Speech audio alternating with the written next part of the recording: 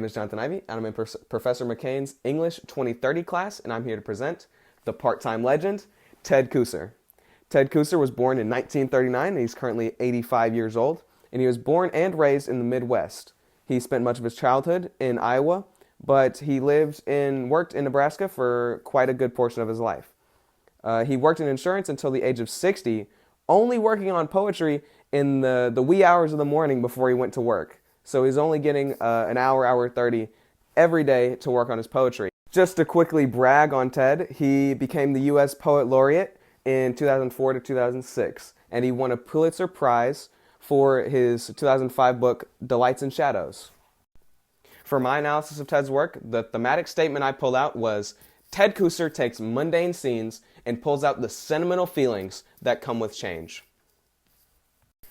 We're going to be looking at his work, A Room in the Past. It is my favorite of the bunch that I reviewed, and it is special because it is about his past grandmother. A Room in the Past by Ted Kooser. It's a kitchen. Its curtains fill with a morning light so bright you can't see beyond its windows into the afternoon.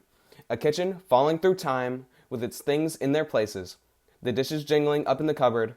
The bucket of drinking water rippled as if a truck had just gone past. But that truck was 30 years. No one's at home in this room. Its counter wiped, and the dish rag hangs from its nail, a dry leaf. In house dresses of mist, blue aprons of rain, my grandmother moved through this life like a ghost. And when she had finished her years, she put them all back in their places and wiped out the sink, turning her back on the rest of us, forever. If you read the other slide, what I'd really like to focus in on are the underlined sections on the last slide.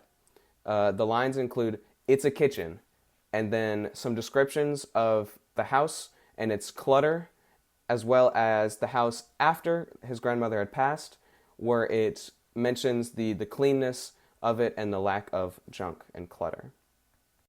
The line, it's a kitchen, is really telling to me, especially along the thematic statement that I stated at the beginning. It's a kitchen is so blunt. It is so basic, it is so simple, and it applies that the kitchen is nothing special and very mundane. That is the way it is phrased. It's nothing more than a kitchen is what you could read into it.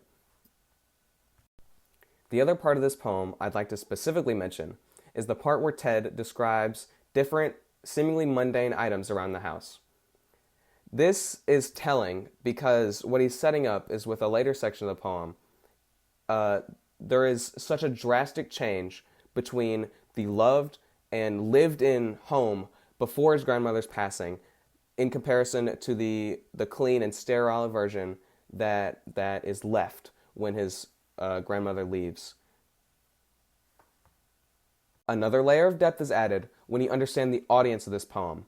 Most people, and especially working-class Americans, have seen this exact scene before of a cluttered house with many kids, as well as the tragedy of losing a loved one.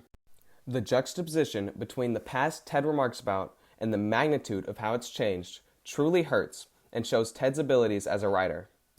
To close out, I'd like to say that Ted Kooser is uniquely good at showing new perspectives on mundane things and how they affect our everyday lives. He's also very good at noting changes and their ripple effects as they happen in his poems. I would say that Ted Kooser is the cure for appreciating your everyday life more. Thank you so much for listening. Bye-bye.